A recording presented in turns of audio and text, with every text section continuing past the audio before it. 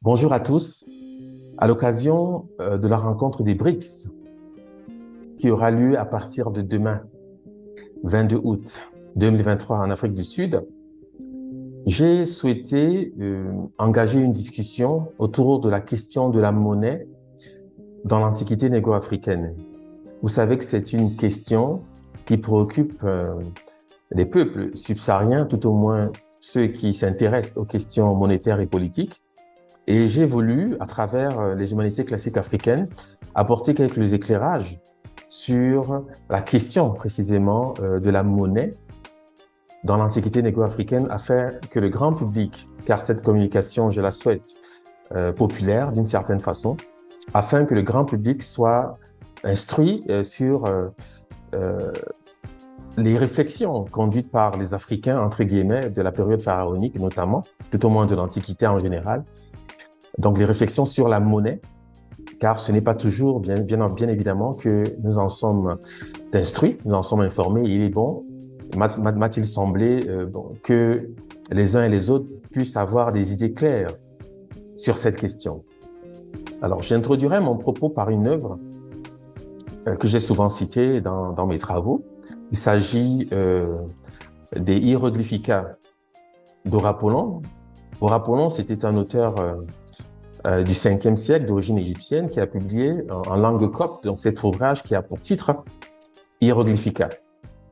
Horapollon au 5e siècle donc dit dans ses Hieroglyphica, donc dans ce texte, que les anciens Égyptiens dessinaient un vautour pour signifier 2 drachmes.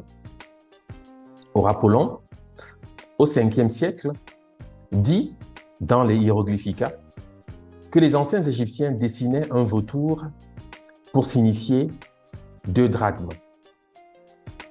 Le mot drachme désigne plusieurs monnaies grecques et plusieurs unités de masse ou de volume. Le mot drachme désigne plusieurs monnaies grecques et plusieurs unités de masse ou de volume.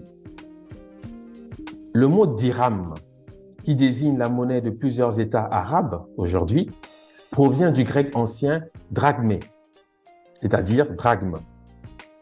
Le mot dirham, qui désigne la monnaie de plusieurs États arabes, provient du grec drachmé, c'est-à-dire drachme. Alors, je fais ces premières précisions, naturellement, puisque nous irons ensuite dans le détail pour saisir ce que tout ceci a à voir avec ce que nous appelons généralement l'Antiquité négro-africaine. Donc, je reprends, encore une fois, pour signifier que le mot dirham, que vous connaissez sans doute, qui désigne la monnaie de plusieurs États arabes, provient du grec ancien drachmé, c'est-à-dire drachme.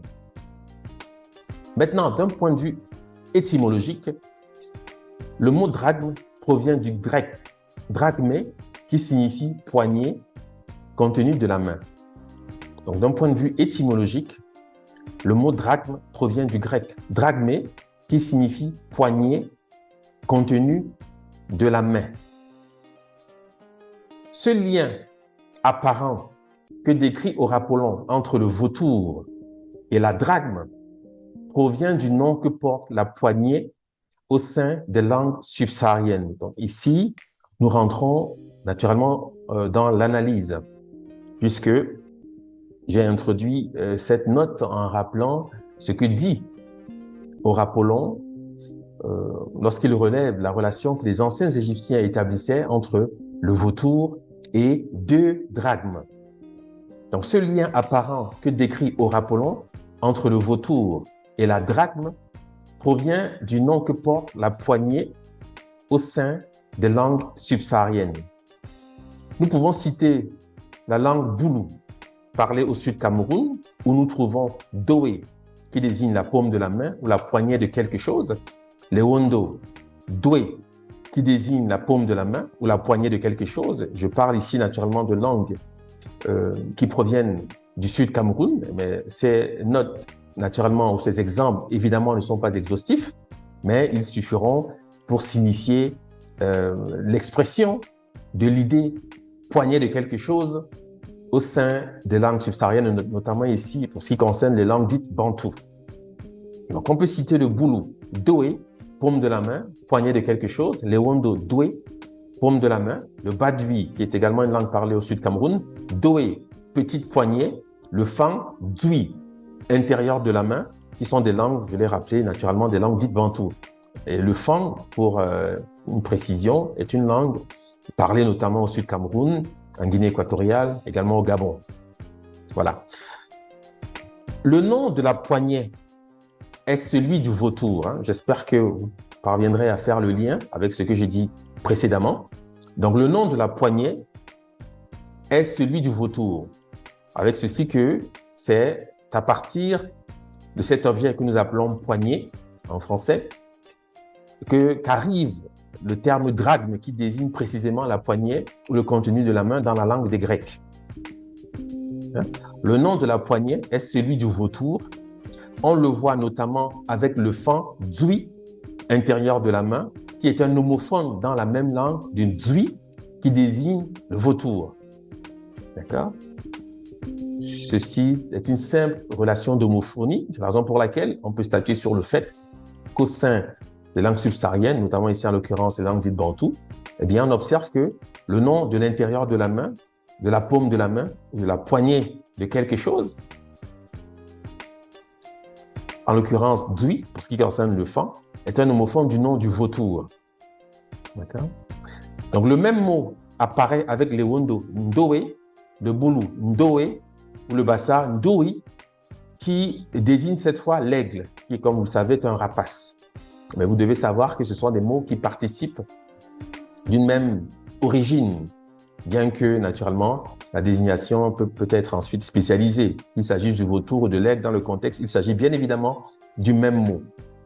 Et les formes soudanaises apportent donc quelques variantes. Donc ici, j'établis le lien maintenant que ces mots réputés provenir des langues dites bantoues, eh bien, observe avec les formes dites soudanaises, notamment ici en l'occurrence le Soudan occidental, bien sûr, des pays, on parlera donc des pays comme le Mali, le Sénégal, etc., la Guinée, etc. Voilà. Donc, les formes soudanaises sont doua, douga ou douba pour signifier vautour. Et je rappelle qu'ici, il ne s'agit naturellement que de ce qu'on appelle des mutations phonétiques. Il s'agit bien évidemment du même mot, depuis le fang dui pour signifier intérieur de la main ou poignée de quelque chose, jusqu'aux formes soudanaises doua, douga ou douba pour signifier le vautour. Il s'agit, je répète encore une fois, bien évidemment d'un seul et même mot. Donc, je peux citer le malinké doua, le dogon, dans le mambo dogon par exemple, qui est un dialecte dogon, où nous dirons douba, car c'est le W qui se réalise en B, et en bambara, on dira douga, car on va dire en bambara ou en bamana, naturellement, car bien sûr, dans ce contexte, c'est le B qui se réalise en G. Ici, il s'agit de ce qu'on appelle des correspondances usuelles, des correspondances phonétiques, point de vue de la linguistique historique. D'accord? Donc, le nom de la poignée est celui du vautour. Ce lien, il fallait premièrement l'établir. Vous verrez que c'est pour ce motif que Orapollon nous dit dans ses hiéroglyphica que les anciens Égyptiens, pour signifier 2 drachmes, représentent un vautour. Avec ceci que le mot drachme, c'est-à-dire drachmé en grec, désigne la poignée de quelque chose, le contenu de la main. Donc, le nom de la poignée est celui du vautour. On le voit notamment avec le fang dui, intérieur de la main, homophone de dui, vautour, dans la même langue. Le même mot apparaît avec les wondo, ndoé, le boulou, ndoé, le bassa, ndoi, pour désigner l'aigle.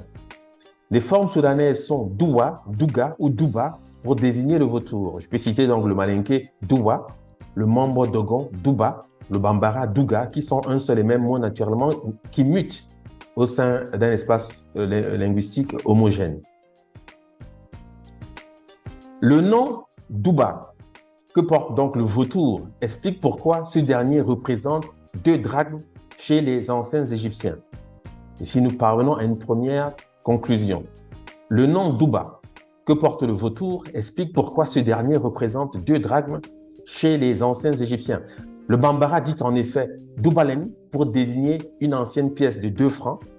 Et Maurice Delafosse, qui en 1955 publie un dictionnaire mandingue, note à cet effet doubalé, doubali, pièce de 2 francs, pièce anglaise de 2 shillings, somme de 2 francs ou de 2 shillings. De même, on peut citer le songhai doubal, qui désigne une ancienne pièce de 2 francs. Vous voyez, dans ce contexte, on parlera naturellement de francs, mais on peut ici donc établir premièrement la relation avec les 2 drachmes, puisqu'il est toujours question d'un doublon. Vous allez comprendre en fait pourquoi ceci est permanent dans ce contexte. Donc, on voit bien apparaître ici la relation entre le nom de vautour au sein des langues soudanaises, notamment Douba, et le terme Doubaleng qui désigne donc une ancienne pièce, dirons-nous, de 2 francs dans le contexte soudanais plus ou moins récent, dirions-nous. Et je rappelle ce que note ici Maurice Delafosse dans son dictionnaire mandingue. Doubalé, Doubali, pièce de 2 francs, pièce anglaise de 2 shillings, somme de 2 francs ou de 2 shillings.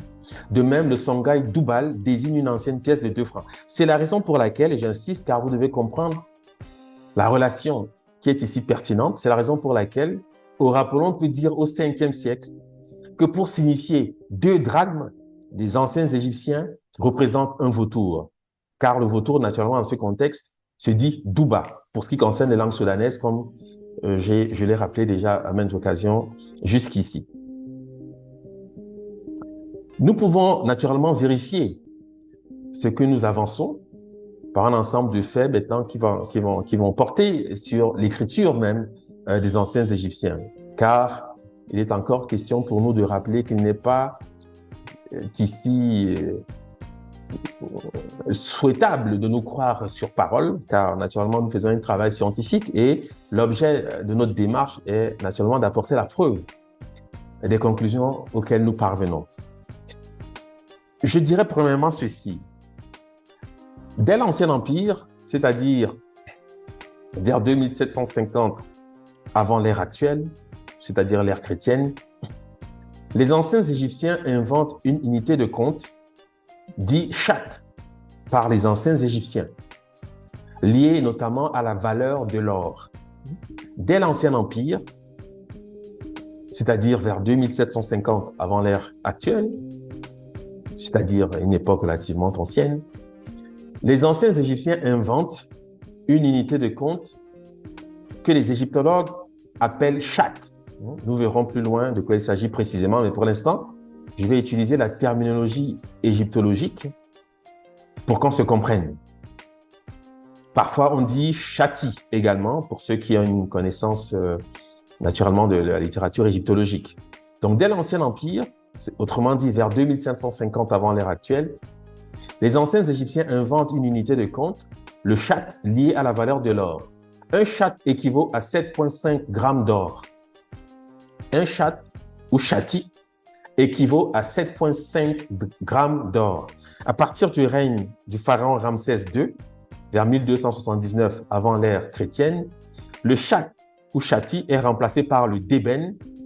C'est encore une terminologie, enfin un terme utilisé par les égyptologues.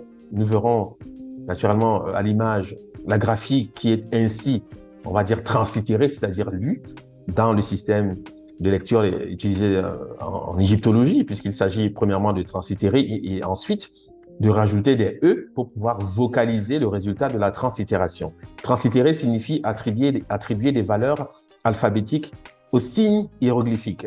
Donc, je dis qu'à partir du règne de Ramsès II, le chat est remplacé par le débène, c'est ainsi que les égyptologues nomment cette valeur, j'allais dire monétaire d'une certaine façon, qui pèse 91 grammes. Le débène, disons-le comme ça pour l'instant, est une monnaie qui sert à calculer le prix. Sa valeur est établie par rapport à un métal qui peut être l'or, l'argent ou le cuivre. Pour payer, on donne des biens qui ont la même valeur que le produit acheté. Pour payer, on donne des biens qui ont la même valeur que le produit acheté. Alors naturellement, quand j'utilise le terme d'ébène, c'est une convention égyptologique. Il ne s'agit pas là d'un mot qui existe dans la vraie vie, car le vrai mot, bien sûr, c'est le terme doubal ou doubaleng, qui paraît ici au sein des langues soudanaises. Ceci est absolument important. Il faut absolument le noter, car je sais par expérience que nous n'avons pas tous l'habitude de la littérature égyptologique, ou quand bien même nous l'avons, nous prenons pour acquis les vocalisations qui sont proposées dans ce contexte, mais il ne faut pas oublier que ces vocalisations sont conventionnelles.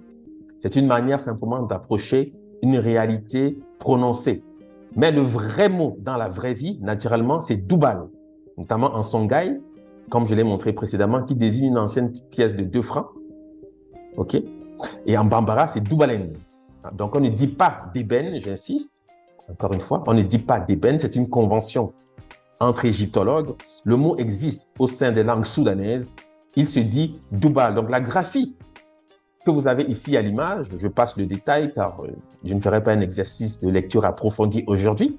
Donc, la graphie que vous avez ici à l'image se lit doubal et non pas d'ébène. On peut le comprendre aisément puisque c'est la lettre N qui se réalise en L. La translittération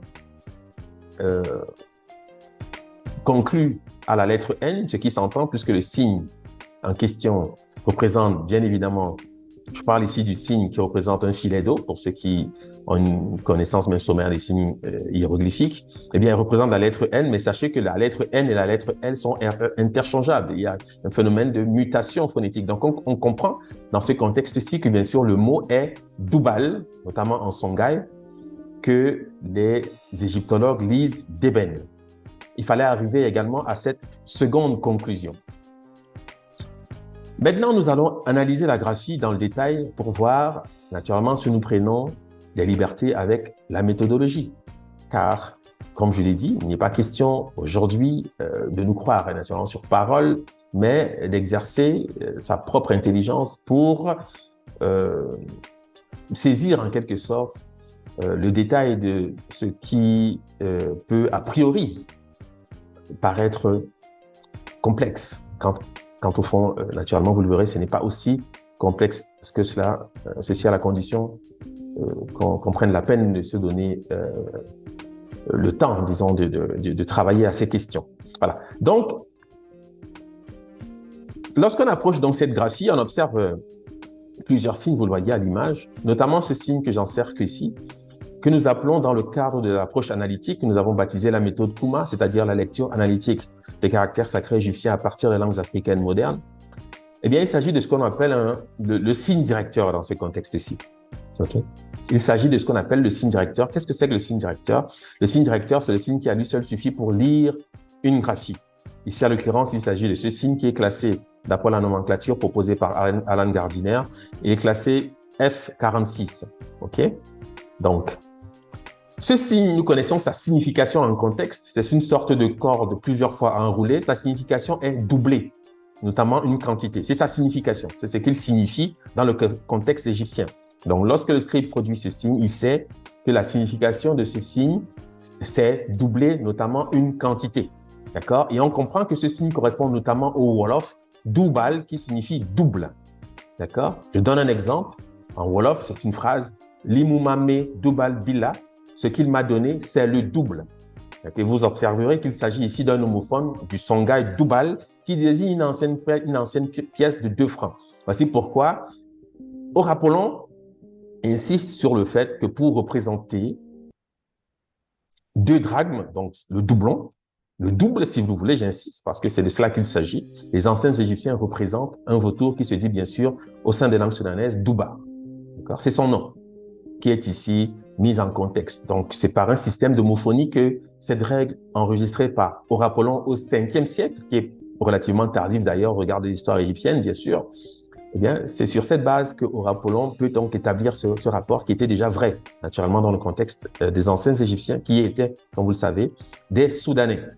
Donc, la signification de ce signe, c'est doubler, notamment une quantité. Le Wolof dira doubal, double. Limumame doubal bila, ce qu'il m'a donné, c'est le double.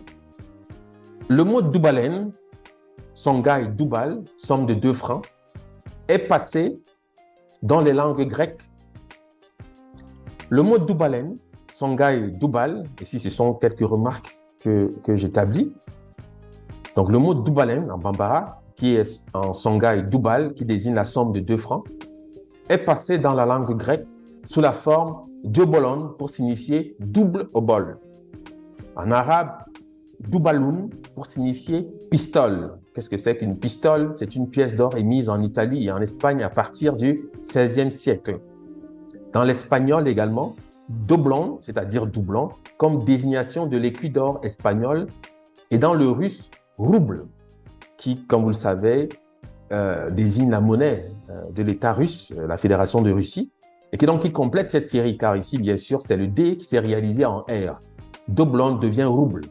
D'accord? Ce n'est qu'une règle usuelle de correspondance. Donc, ceci est fondamental, car vous verrez à cette première conclusion que tout ce vocabulaire qui traverse l'Europe occidentale et se rend jusqu'en Russie provient des langues soudanaises, notamment à partir de la graphie qui est lue d'ébène par les égyptologues et qui correspond notamment au songhai Doubal, somme de 2 francs, qui va donc devenir l'arabe Doubaloun pour désigner la pistole, et ensuite, bien sûr, le rouble qui complète donc cette correspondance.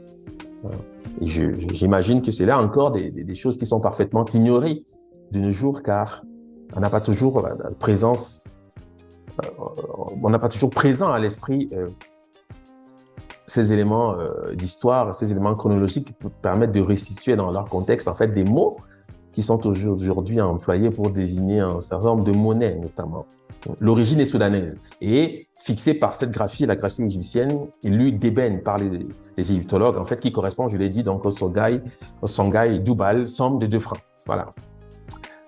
Bon, naturellement, nous allons maintenant aller dans quelques détails pour préciser le fait.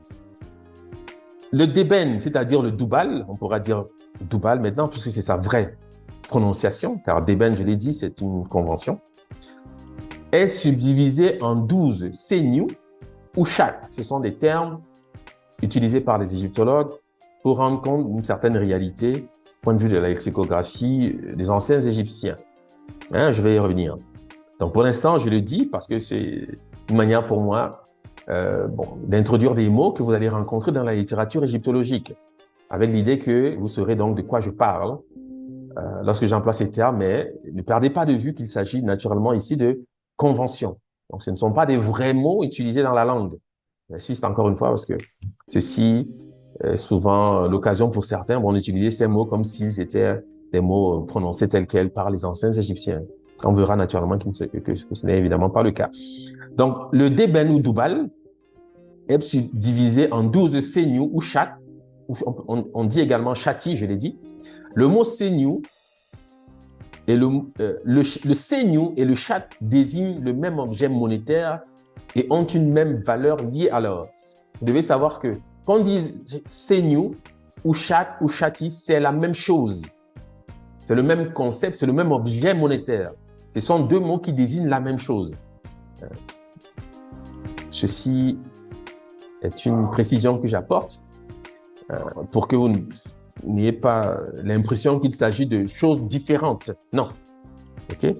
Donc, le senyu, disons ceci comme ça pour l'instant, et le chat ou chati désignent le même objet monétaire et ces 2 objets monétaires ont une même valeur liée. Alors, un chat ou senyu équivaut à 7,5 grammes d'or. Je l'ai dit déjà en introduction. Et je présente donc ensuite les graphies, c'est-à-dire ces mots tels qu'ils sont rendus dans le système hiéroglyphique, dans l'écriture sacrée des anciens Soudanais. Donc, vous avez ici, à gauche, le terme qui est lu chati ou chat par les égyptologues, pardon. Et je rappelle que c'est une convention qui procède d'une translittération. Et vous avez à droite le terme qui est lu senyu par les égyptologues. Dans le premier cas, on dira donc comme traduction chati. Dans le second cas, la traduction est anneau ou poids. Et je rappelle que ce chati, entre guillemets, ou ce senyu, entre guillemets, désigne le même objet monétaire. Ceci est fondamental. Et ces 2 objets monétaires ont la même valeur qui est liée à l'or, c'est-à-dire 7,5 grammes d'or. Okay? Et je présente les graphies pour que vous sachiez que ce sont des mots qui existent dans le système hiéroglyphique et vous le verrez qu'ils persistent également aussi au sein des langues soudanaises actuelles, ce qui montre encore, si tant est, il faut insister là-dessus, bien sûr, la filiation permanente qui existe entre l'Égypte pharaonique et les peuples qui vivent actuellement en Afrique subsaharienne, c'est-à-dire au sud du Sahara. Voilà. Alors, nous allons une fois de plus solliciter la lecture analytique, c'est-à-dire la méthode Kuma, pour insister sur un objet symbolique, c'est-à-dire un signe qui paraît de manière énigmatique dans ces deux mots. D'accord? Donc, d'une part, vous avez le mot chati, ici à gauche. D'autre part, à droite, vous avez le mot senyu, qui signifie dans ce contexte anneau ou poids. Et pour le chati, on dira chati pour l'instant, parce que les égyptologues ne l'ont pas traduit. On n'a pas traduit ce mot. On verra bien sûr de quoi il s'agit naturellement. Donc, naturellement, dans ce contexte-ci, le signe en question peut être saisi comme signe directeur. D'accord? Le signe en contexte peut être saisi comme signe directeur. J'ai rappelé ce que c'est qu'un signe directeur. Un signe directeur, c'est un signe qui à lui seul suffit pour lire une graphie. D'accord? Bon, donc avec l'idée que nous devons absolument identifier cet objet parce que c'est à partir du nom qu'il porte que nous saurons de quoi il s'agit. C'est le procédé par lequel le scribe s'autorise de telles écritures. D'accord? C'est par le nom de cet objet que nous saurons exactement de quoi il s'agit. D'accord? C'est aussi pour lequel nous pouvons considérer cet objet dans ce contexte, bien évidemment, comme étant le signe directeur. Voilà.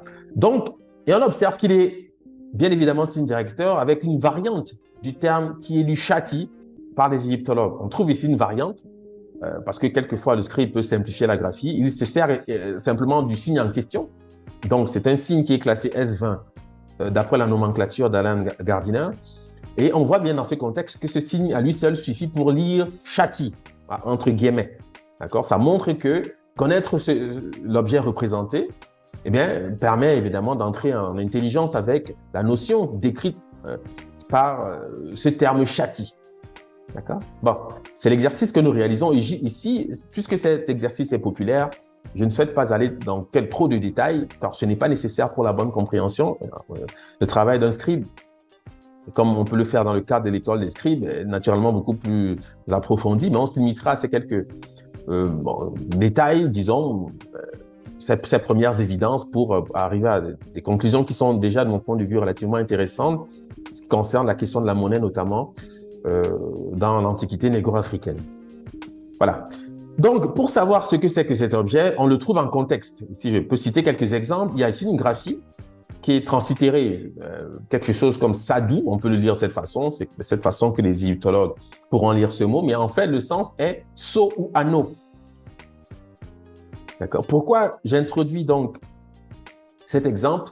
C'est pour identifier le signe en question, puisque je vous ai dit en introduction que identifier le signe permet en fait de solliciter le vocabulaire auquel se rapportent ces notions de senyu ou chati. C'est l'objet de notre analyse, sachant bien évidemment que ce sont des notions ou des objets monétaires qui soutiennent ce qu'on appelle doubal, c'est-à-dire d'ébène, si on veut utiliser une terminologie égyptologique. D'accord? Donc, on voit dans ce contexte que cet objet-ci a le sens de sceau ou anneau, avec l'exemple qui est ici à droite. D'accord? Bon. Je prends un autre exemple. C'est une graphie qui est translittérée retem, quelque chose de ce genre, qui signifie sceller ou apposer un sceau. D'accord? Ici, le signe est en position de déterminatif. Ça veut dire que ce signe a le sens de sceller ou de apposer un sceau. C'est son sens, puisqu'il est ici en position de déterminatif. D'accord? Bon. Donc, nous avons une chance, c'est que nous connaissons les solutions en contexte de ce signe. J'en cite quelques-unes qui sont apportées par Werner Wichil dans son dictionnaire étymologique de la langue copte, paru en 1983, où il rappelle que cette graphie translittérée retem correspond en réalité au gaze hatama, qui signifie sceau, au tigré. Naturellement, ce sont des langues éthiopiques, je pense que vous le savez, sinon naturellement vous l'apprendrez. Le gaze hatama, qui signifie sceau, le tigré hatma, qui signifie sceau, le tigrénia hatama, qui signifie sceau, passé également dans l'arabe, hatam, scellé ou cacheté, l'hébreu, hatam, scellé ou le gourage, hatama, qui signifie sceau. Naturellement, le mot existe au sein des langues subsahariennes. Je peux citer le soninké, cela suffira. Hatoumé, qui signifie sceau et broderie.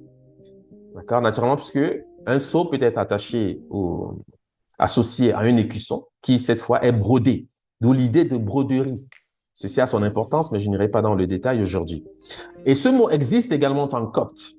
C'est à cela qu'on comprend à quoi se rapporte cet objet qui est ici en position de déterminatif. le copte dit katema. C'est ce qui est écrit ici, translitéré khatem, quelque chose de ce genre. Donc, quand le Géz dira Hatama, eh bien, le copte, qui, comme vous le savez, est le stade final, enfin, réputé être le stade final de la langue parlée par les anciens Égyptiens, le copte dira Katema pour signifier chaîne, chaînette ou médaillon. Avec l'idée de médaillon, l'idée de médaillon se rattache à la notion ou à l'idée d'écusson, c'est-à-dire à la broderie, c'est-à-dire au seau, etc. Nous sommes ici dans la même ère, la même pensée d'une certaine façon. Je crois que ceci ne pose aucune difficulté particulière. Et bien sûr, le mot est passé dans le grec katema, qui signifie collier. On comprend le lien entre la chaîne et le collier. Et c'est sur cette base, on peut se limiter à ce que dit le copte pour comprendre à quoi se rapporte en réalité donc ce fameux déterminatif qui a le sens générique de sceller, apposer un sceau, etc. Le copte dira donc katema, chaîne, chaînette, médaillon, et passé dans le grec katema pour signifier collier. Voilà. Donc, voici pour les solutions attestées de cette graphie. Et je rappelle naturellement qu'en contexte, vous verrez généralement l'or, puisque nous sommes ici dans le registre de la monnaie. Les lingots d'or sont généralement associés à un sceau pour en rappeler le propriétaire ou l'émetteur d'une certaine façon. Il y a là toute une tradition que nous n'avons pas le temps de questionner dans le détail, mais je voulais quand même attirer votre attention sur ces éléments qui participent de l'intelligence du Soudan vis-à-vis de ces questions liées notamment à la monnaie. Ceci est fondamental. Bon, voilà. Donc, ce que les égyptologues appellent chati ou seignou n'est autre que cet objet, ici en situation maintenant, une scène iconographique égyptienne. Ce sont ces anneaux qui servent ici à la pesée, un certain nombre de marchandises éventuellement. Ce sont ces anneaux que ces deux graphies, l'une translittérée chati, l'autre seignou, désignent. Ce sont ces anneaux en or. D'accord? Je porte votre attention spécifique là-dessus parce que vous verrez le lien, bien sûr, avec ce que j'ai pu dire auparavant. Donc, je dis, et c'est bien important de l'entendre, qu'ici, nous avons une scène authentique, d'accord, qui provient de la vallée du Nil. C'est un ancien Égyptien qui est en train de procéder à la pesée d'un certain nombre de l'or. Enfin, ici, en l'occurrence, il est en train de peser les fameux chati, parce que du côté où il se tient, on reconnaît des poids qui ont des formes animales.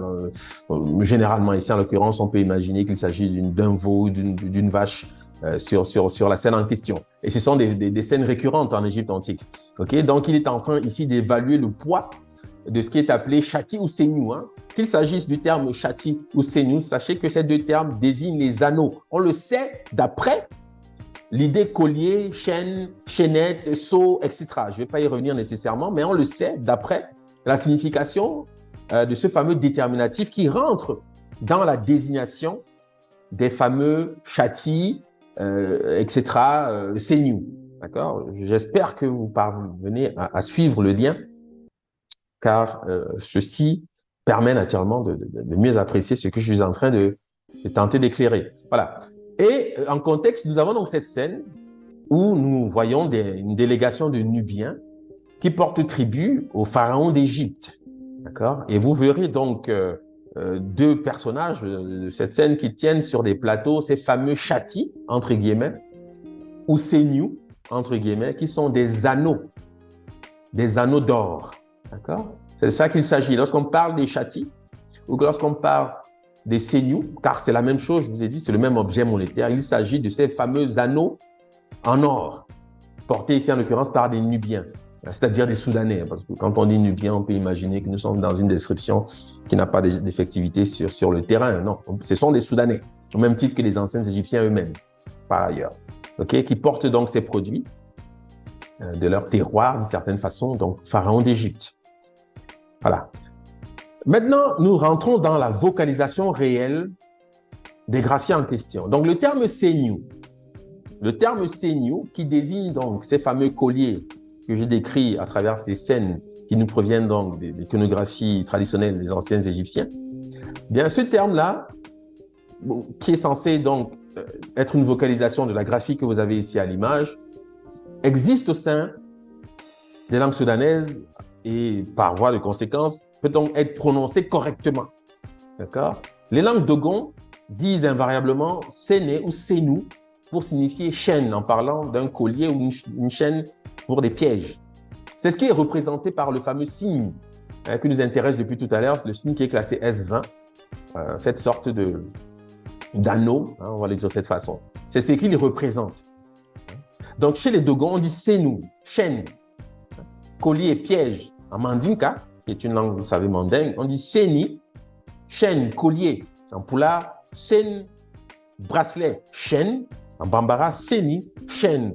Alors, ce sont des termes, je le dis d'entrée, vous le verrez, qu'on croit ordinairement issus du français chaîne, pour des motifs liés par ailleurs à la colonisation. Je crois que personne n'aura ici difficulté à comprendre pourquoi cette croyance peut persister dans l'esprit de certaines personnes. Mais nous allons voir si ceci est vrai ou pas. D'accord? À travers certains éléments que je vais exposer à votre sagacité pour que vous puissiez apprécier si oui ou non ces mots qui existent au sein des langues soudanaises, eh bien, si ces mots proviennent du français. On va le voir, on va le vérifier. Donc, j'ai dit, et il fallait le démontrer également, que le fameux terme séniou, qui désigne ces anneaux d'or, correspond notamment au Dogon sénou, pour dire chaîne, avec l'idée de collier. Un collier, c'est un anneau. Je pense que ceci ne pose aucune difficulté particulière. En Mandinka, c'est séni. Alors, je donne ces quelques exemples. Il y en a d'autres, évidemment. Je me limite à ces quelques exemples qui sont assez représentatifs des langues soudanaises, car cela suffit pour l'exemple. Voici pour la vocalisation réelle du terme que les égyptologues lisent séniou. C'est sénou, notamment chez les Dogons. D'accord? Ça, c'est une première chose qu'il fallait démontrer. Ensuite, qu'en est-il du terme chati? Qu'en est-il du terme chati? J'ai introduit le fait avec une affirmation, ensuite je vais le démontrer, que le fameux terme chati se rapporte au collier de Kori en général et au Kori en particulier. J'ai introduit la chose de cette façon, ensuite je vais le démontrer, mais il s'agit toujours bien sûr de l'idée de collier, puisque le signe S20, je l'ai dit en l'occurrence, se rapporte à la notion de sceau, de collier, de chaîne, etc. Je pense l'avoir à suffisance rappelé. Eh bien, je dis que ce fameux terme chati se rapporte en général au collier de Kori et en particulier, on peut le vérifier à travers le vocabulaire des langues soudanaises. Le terme qui est lu chati par les égyptologues correspond notamment au Pula sédé qui désigne les Kori. Le singulier, c'est sédéré. Sédé, en Pula ou Fufulde, si vous voulez, désigne les Kori. Le D se réalise en R. Voici pourquoi, en Béni Dogon, par exemple, on dira non plus CD, mais serré. Parce que parfois, on peut rouler sur le D qui se réalise à l'oreille en R. Donc, en Béni Dogon, on dit serré pour signifier Kori, mais également argent, devise. D'accord? Chez les Akans, on dit sédier. C'est ça qui est lu chati, j'insiste. La structure phonétique, vous le verrez, enfin, vous pouvez le constater, est la même. Chez les Akans du Ghana et de Côte d'Ivoire, on dit sédier pour désigner le Kori. Et bien sûr, en Tabi Dogon, on dit chérou pour signifier Kori, argent, devise. Donc, nous sommes ici dans un registre spécifique. Il n'est pas ici nécessaire d'insister sur le fait que, historiquement, il est attesté que le Kori a longtemps, pendant plusieurs millénaires même, on peut le dire, servi de monnaie d'échange en Afrique subsaharienne. Et c'est là une spécificité des traditions subsahariennes. Ce mot désigne par les temps récents l'argent tout court. Je vais donner quelques langues, notamment le Daba qui est parlé au Cameroun. Bon, c'est une langue réputée tchadique qui est parlée au Cameroun et au Nigeria. On dit tchédé pour signifier argent. C'est ce mot qui est translittéré, chati. Je dis chati, c'est une convention égyptologique. Je le dis à suffisance parce que je sais que c'est une difficulté pour beaucoup de personnes qui s'imaginent que c'est un vrai mot. Non, c'est une convention. En Goudé, langue du Nigeria et du Cameroun, c'est tcheda pour signifier argent. En Goudou, langue du Nigeria, c'est tchédé pour signifier argent. En Mwandiou, langue du Nigeria, parlée notamment dans les États du Borno et de l'Adamawa, on dit tchédi pour signifier argent. Et au Ghana, en général, on dit sédi, qui est le nom que porte la monnaie nationale du Ghana. Et ce mot vient de l'Akan, précisément, sédier, qui désigne le Kori. D'accord? Et c'est ce mot qui est ici écrit avec des signes hiéroglyphiques, Ce qui est une manière de rappeler réellement la longue tradition des peuples subsahariens sur ces questions. Parce qu'aujourd'hui, on est un peu orphelin de ces notions, parce qu'on nous impose une certaine facilité à travers, par exemple, ce qu'on appelle le franc CFA, pour ne parler que des pays prétendument, enfin, réputés francophones en Afrique subsaharienne, c'est-à-dire Akama, comme nous l'appelons. Eh bien, il faut savoir que sur ces questions, nous avons une longue tradition. Il faut savoir la revendiquer. Ceci se fait naturellement à travers les humanités classiques africaines, notamment ici en l'occurrence des caractères sacrés égyptiens.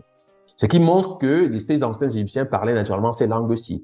C'est encore l'occasion de le signifier, parce que ce n'est pas au sein des langues sémitiques ou ailleurs, je ne sais où, que vous allez trouver de telles correspondances. Ce n'est simplement pas possible, cela n'existe pas. D'accord? Bon. Donc, je dis, j'ai introduit le fait en rappelant que ce qui est appelé chati par les égyptologues, en fait, se dit notamment cédé. On comprend par la structure phonétique que c'est ce mot qui désigne les kauris, en Foufoulde et en Poulard. Et ce mot désigne également l'argent dans un nombre conséquent de langues subsahariennes. Ici, j'ai cité quelques exemples. Et finit par désigner la monnaie nationale du Ghana, le cedi. C'est ce qui est écrit ici, en écriture hiéroglyphique. D'accord?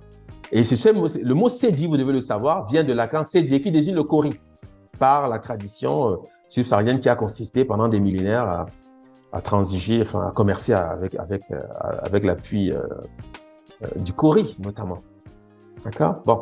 Donc, je présente ici donc la monnaie du Ghana et une pièce qui rappelle d'ailleurs le kauri, qui est dans la tradition même de la désignation de cette monnaie, le cedi. Hein, cette pièce, les pièces du cedi représentent le kauri. Ça montre bien que les Ghanéens eux-mêmes, entre guillemets, sont bien conscients, c'est-à-dire ces Soudanais, sont bien conscients de cette tradition. Ce qu'il fallait démontrer, c'est qu'elle ne date pas des prétendues indépendances. Non, évidemment. Puisque nous avons ici l'écriture hiéroglyphique qui témoigne de cette manière de dire l'argent, la monnaie. D'accord? Et le kauri, c'est un objet bien concret que chacun connaît. Et nous connaissons tous la valeur symbolique des kauris au sein des traditions subsahariennes. Donc voici pour la réalité maintenant, si on peut dire la réalité concrète, hein, c'est une forme de tautologie, mais enfin, c'est pour insister sur le fait que nous ne sommes pas ici dans des supputations insensées et qu'il y a là un sens qu'il faut savoir revendiquer. Et c'est ce qu'il fallait démontrer. Alors, et ceci est un rappel, parce que j'ai laissé cette question en suspens. J'ai signifié que le terme qui est lu Senu par les égyptologues, et dont voici la graphie, correspond notamment au Dogon Senu, chaîne collier, Mandinka Cheni, chaîne collier, au Poulard Sen, bracelet, chaîne, Bambara Seni, chaîne, etc. Et la question était de savoir si ce mot provient du français. Pour régler cette question, nous présentons cette simple acétate qui va résoudre ce problème.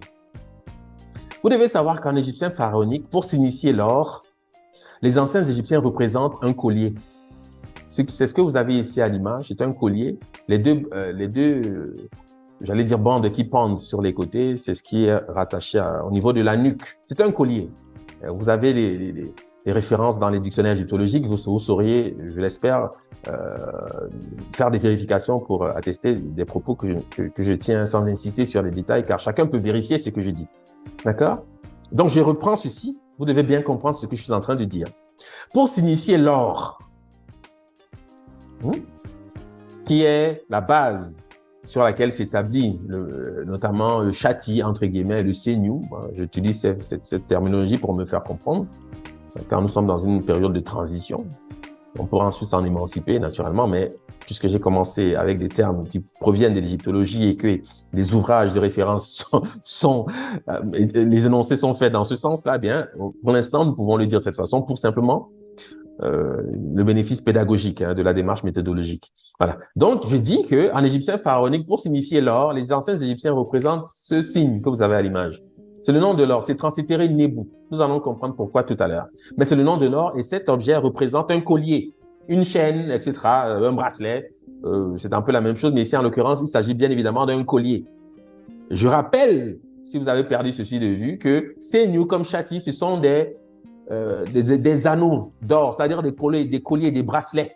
Ce sont des anneaux, hein, portés notamment par ces Nubiens qui apportent tribut au pharaon et également pesés par ces anciens Égyptiens, comme je l'ai montré tout à l'heure sur une fresque murale qui provient de la vallée du Nil. OK? Bon. Il se trouve que l'or s'appelle comme la chaîne dans les langues subsahariennes et c'est en cela qu'on sait que ce mot ne vient pas du français chaîne, que c'est l'inverse qui est vrai. Vous pourrez ensuite faire l'étymologie du mot français chaîne, mais quoi qu'on dise, je peux vous affirmer aujourd'hui que c'est l'inverse qui est vrai en passant possiblement par le latin, etc. Mais cet emprunt s'est fait dans le sens inverse parce qu'en égyptien pharaonique, pour signifier l'or, on dessine une chaîne. Un collier, pardon. Je ne vais plus revenir sur ces éléments car je crois à suffisance avoir insisté là-dessus. Je présente simplement le vocabulaire. En bambara, on dit seni pour signifier chaîne, sanou pour désigner l'or. Chez les Dogons, senou pour signifier chaîne. En malinké, c'est sanin ou senin pour signifier or. En poulard, chaîne, collier. En minyanka, c'est sani, c'est l'or.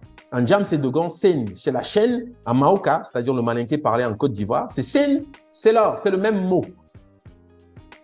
J'espère que vous saurez en attester. Et ceci montre que ce n'est pas un emprunt, que c'est bien conscient du fait de cette relation déjà pertinente en Égypte pharaonique, car évidemment les anciens Égyptiens ne parlaient pas la langue française. Je pense que c'est comme bon, de dire suffit, parce que il pourrait y encore avoir parmi nous des personnes qui s'imaginent que c'est peut-être le cas.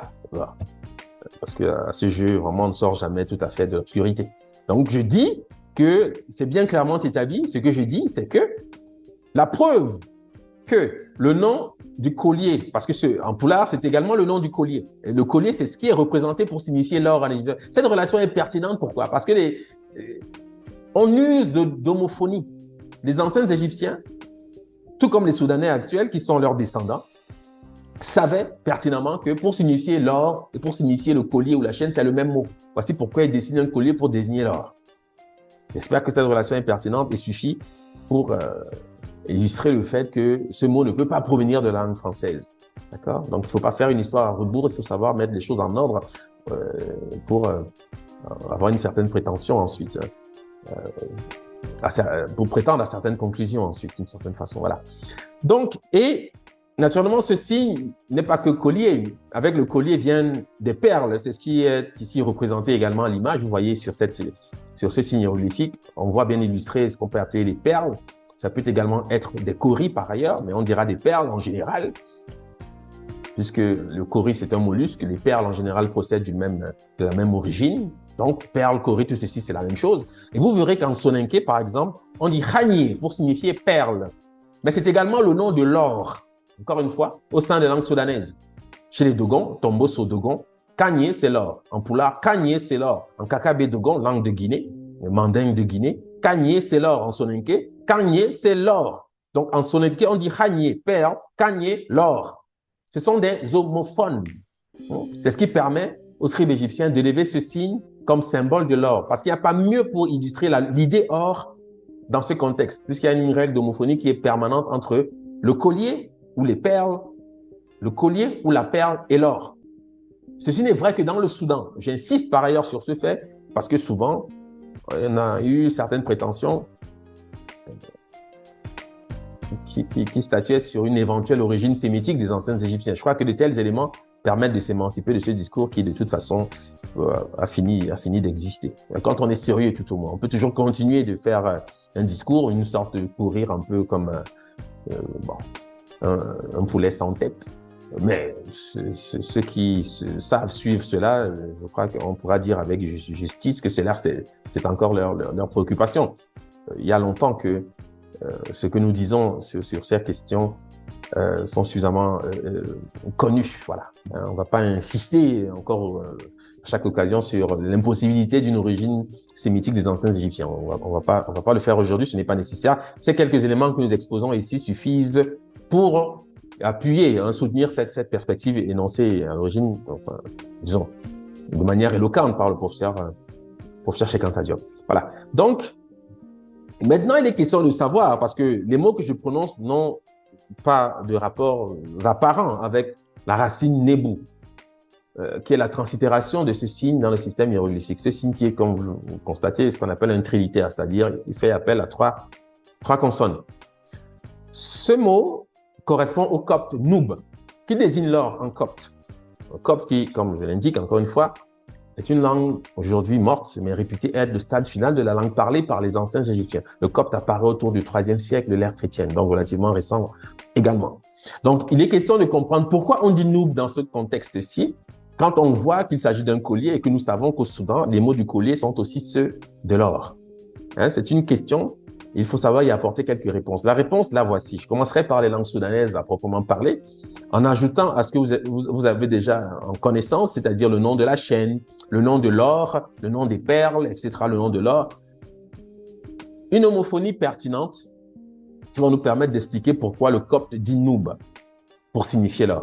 Donc en Bambara, on dit Tchenya, Tchenyi ou Tchenyi pour signifier être beau, rendre beau, beauté. D'accord? C'est un homophone de Seni pour signifier la chaîne. J'espère que vous le constatez. En malinké, on peut également dire Tchenyi, on dit également Kenye ou Kenyi pour signifier être beau, rendre beau. C'est un homophone de Kanye pour signifier l'or, de Khanye pour signifier perle. On peut par ailleurs ici, naturellement, envisager toute une tradition liée à la notion de beauté relativement aux bijoux, un ensemble de faits. Mais on n'aura pas le temps de s'appesantir sur ces questions, quoique il y a là un intérêt de recherche évident. D'accord? Mais on ne peut pas, dans un contexte comme celui-ci, tout faire. Mais ici, j'énonce des pistes pour ceux qui ont un intérêt particulier sur ces questions. Pour ces questions, eh bien, ils pourront poursuivre dans ce sens. Mais j'annonce comme ça des pistes de recherche, tout simplement. Donc, je dis que pour expliquer pourquoi le copte dit Noob, il faut commencer par saisir cette homophonie au sein des langues soudanaises. Entre le nom de la chaîne, le nom de l'or, le nom des perles, le nom de l'or et les mots Tchenya, être beau, Kenyi, Kenyi, etc. Être beau, rendre beau. Maintenant, si on bascule du côté des langues prétendument bantoues, on observe donc la forme qui apporte le Noob du copte pour signifier l'or. En Ewondo, langue du Sud Cameroun, on va dire Nieb, beau, parfait. Je rappelle que c'est dans l'énoncé de la beauté, etc., rappelé par les mots Kenyi, etc., des langues soudanaises. En Komo, c'est Niébé, bien, beau, parfait. En Douala, langue du Cameroun également, on dit Niébé, être bien, parfait. Donc, c'est la notion de perfection associée à l'or, car l'or a une proximité manifeste, du point de vue même symbolique, avec la notion de perfection. Il n'y aurait pas nécessité d'insister là-dessus aujourd'hui, si ça s'agit simplement de l'énoncer. Pour ceux qui ont quelques questions qui subsistent à la suite de cet énoncé, je vous invite à lire quelques textes, même égyptologiques, sur le symbolisme de l'or, rattaché notamment à la notion des divinités en égyptien pharaonique, pour comprendre pourquoi cette association est permanente. Donc, ce sont ces mots-ci, notamment Léondo Nieb, que le copte transforme en Noob. Vous devez le savoir, c'est ce qu'on appelle une mutation phonétique, c'est tout. Donc, quand les langues subsahariennes disent perfection, beauté, le copte dit or. Donc, il est déjà dans l'objet, mais cet objet transporte, est rattaché à une symbolique. Et cette symbolique, c'est la perfection. Voici pourquoi, dans les langues soudanaises, ce sont les mêmes mots pour signifier beauté, perfection, être beau, rendre beau, et l'or. Sanous, etc., etc. Voilà, je passe les détails, je l'ai dit à suffisance. Et vous voyez que nous avons affaire ici à ce qu'on appelle en fait un cryptotype culturel, qu'il s'agisse des langues réputées soudanaises ou des langues réputées bantoues, qui, dans notre intelligence, constituent un même bassin de langues, puisqu'on parle ici du Niger-Congo, de l'axe Niger-Congo, des langues Niger-Congo. En fait, c'est un même bassin de langues, mais la linguistique a pris l'habitude parfois de dissocier ces deux espaces, alors qu'en réalité, c'est la même pensée symbolique, ce sont les mêmes peuples en réalité. C'est la finalité à laquelle on parvient lorsqu'on analyse ces questions d'un point de vue, j'allais dire, chronologique ou historique. Voilà. Donc, il fallait l'expliquer, ceci aussi, il fallait expliquer pourquoi le copte dit Noob, c'est la notion de perfection, notamment à travers ces quelques mots, ils ne sont pas exhaustifs, mais ceci suffit pour illustrer le propos qui rattache donc la notion ou l'idée or au registre de la perfection. OK? Bon. En égyptien pharaonique, il y a une manière d'exprimer la beauté et la perfection. C'est une graphie, vous l'avez ici à l'image, qui est translittérée Néfer. C'est une lecture conventionnelle. Je vais le dire encore une fois, je l'ai dit souvent aujourd'hui, je le redis encore parce que c'est pas tout le monde qui a l'habitude de ces corpus. Voilà. Mais j'insiste pour rappeler qu'en égyptien pharaonique, pour signifier la beauté, la perfection, on produit une graphie. Cette graphie est translittérée par les égyptologues Néfer.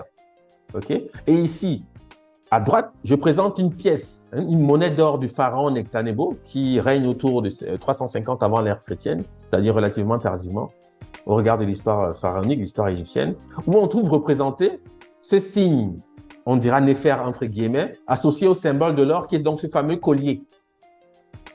Ce qui montre bien, d'un point de vue symbolique déjà, l'association qui a été faite par les anciens Égyptiens entre l'idée perfection et l'or. D'accord? Je pense que cet artefact suffit seul à en témoigner. Mais il fallait également que je sache l'exposer pour que chacun en ait des idées claires. Je pourrais dire même des idées pures.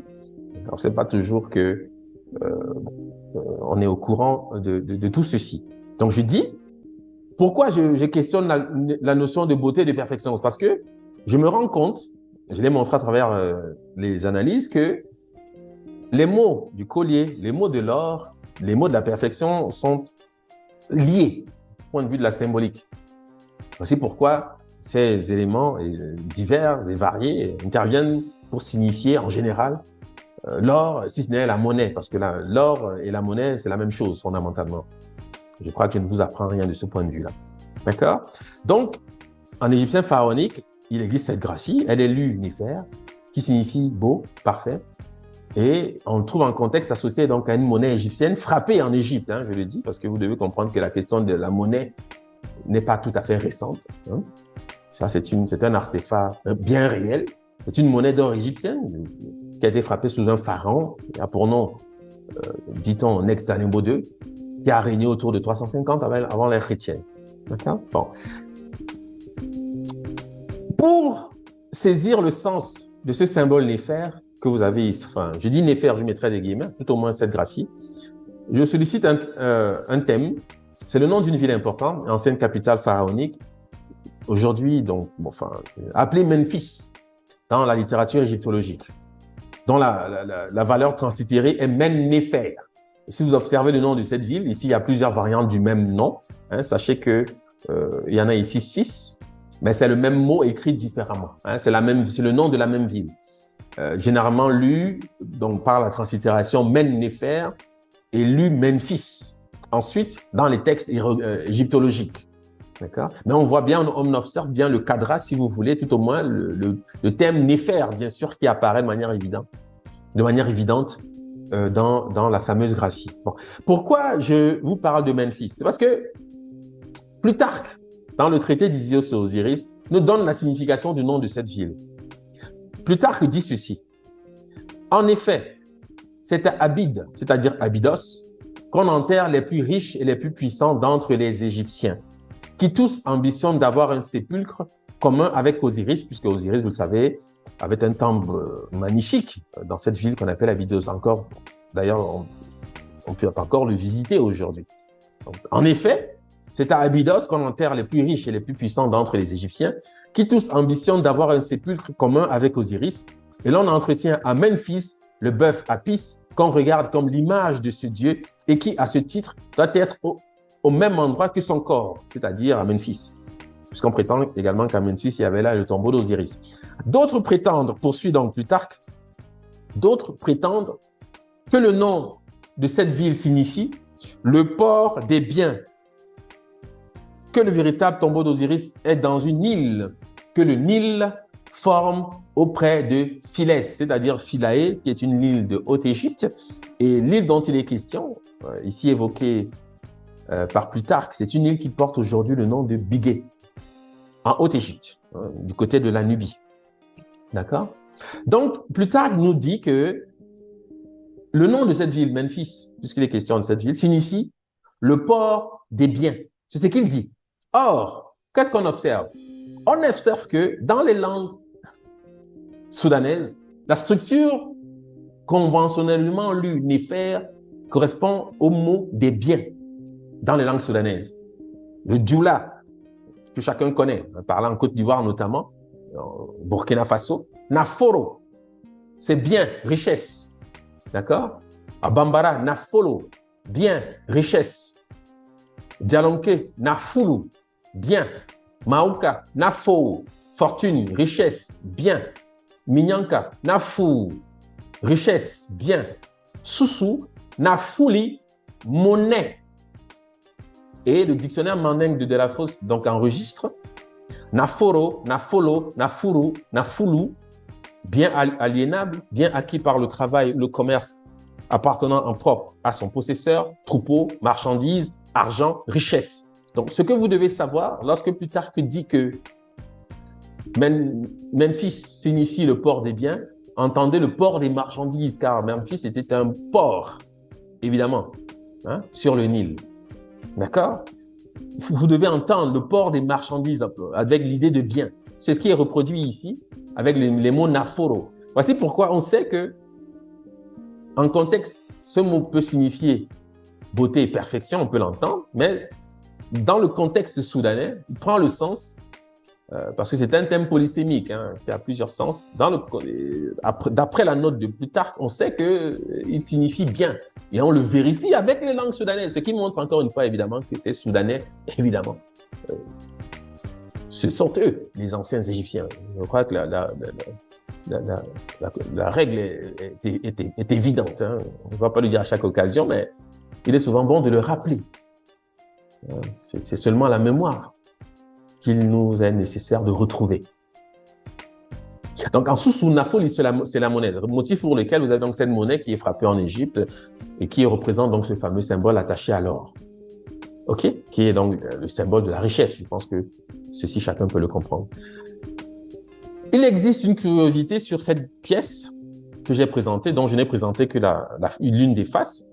Sur l'autre face de cette fameuse pièce qui date de 350, dirons-nous à peu près avant l'ère chrétienne, les anciens Égyptiens ont représenté ou ont frappé un cheval en train de courir.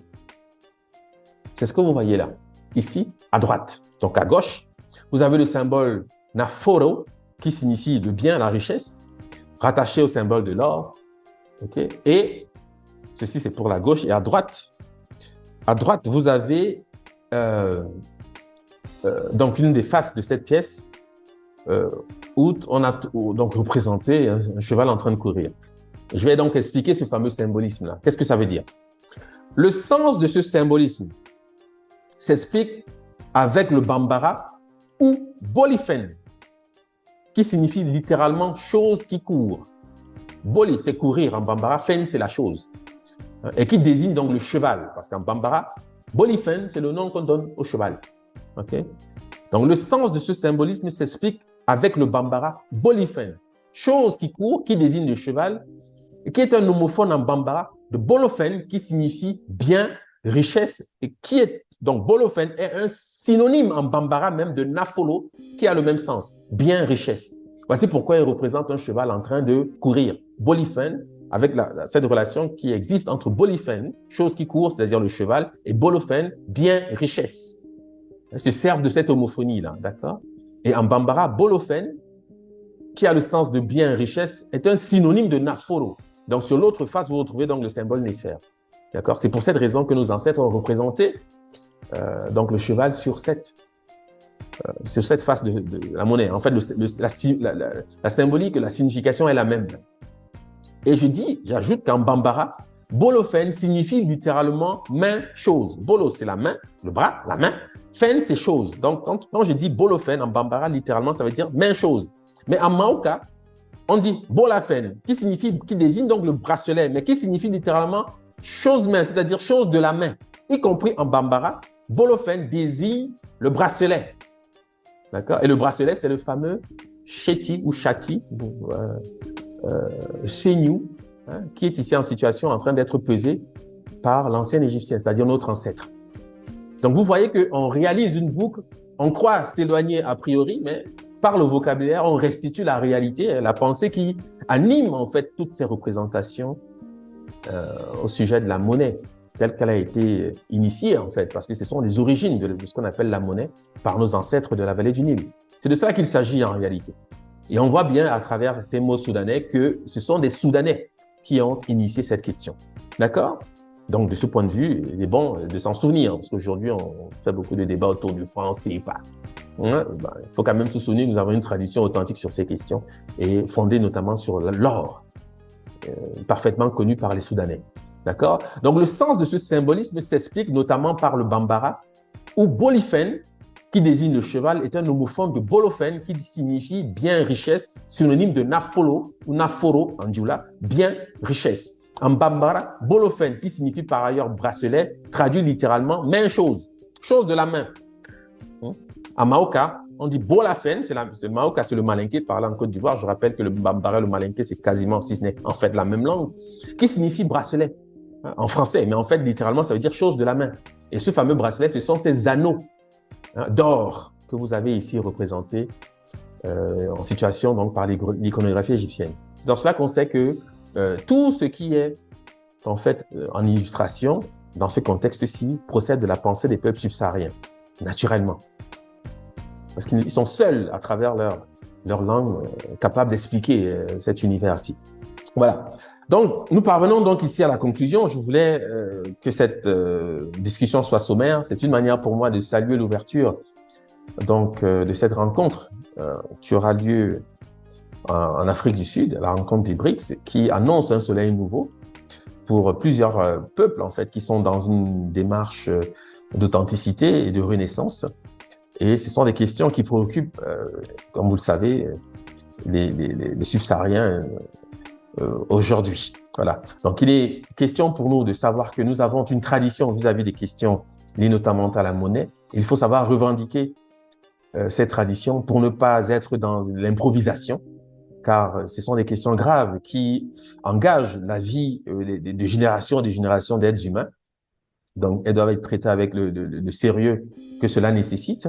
Et c'est vers la vallée du Nil, comme l'annonçait déjà le professeur Cheikh Anta Diop, que nous trouvons en fait des humanités capables de réhabiliter notre vision sur ces questions essentielles. Car c'est ici les origines de ce qu'on appelle aujourd'hui la monnaie. C'est d'autant plus que dans les langues dogon, monnaie désigne le collier. D'accord? J'ai simplement souhaité m'arrêter ici parce que je ne souhaitais pas être très long, mais sachez que ce que j'ai dit dans le cadre de cette discussion n'est rien en comparaison de ce qui est sous-jacent. Je le dis toujours, le travail que nous faisons dans le cadre de l'école des scribes a ceci d'essentiel, qu'il va dans le détail des choses. Aujourd'hui, j'ai simplement voulu amener au jour un ensemble de faits que j'ai estimé pouvoir partager avec le grand public, car j'imagine que ce que j'ai pu dire ici peut être compris par le grand nombre sans avoir une expertise spécifique de la civilisation égyptienne ni des caractères sacrés égyptiens, mais j'ai voulu montrer, donc à travers un certain nombre de faits historiques, eh bien les origines de ce qu'on appelle aujourd'hui la monnaie et l'essentialité que cette origine entretient avec l'or. D'accord? Il faut jamais perdre ceci de vue. Voilà. Il ne me reste plus qu'à vous remercier évidemment de votre attention. Likez, commentez et partagez, c'est tout ce que je peux souhaiter. Ce travail est un travail assidu et c'est par l'intérêt que vous accordez, je le dis toujours, au travail que nous conduisons dans le cadre des humanités classiques africaines que ce travail est possible. Donc, je vous dis, je vous remercie naturellement de votre attention. Je vous dis à très bientôt sur le chemin de la connaissance. Merci.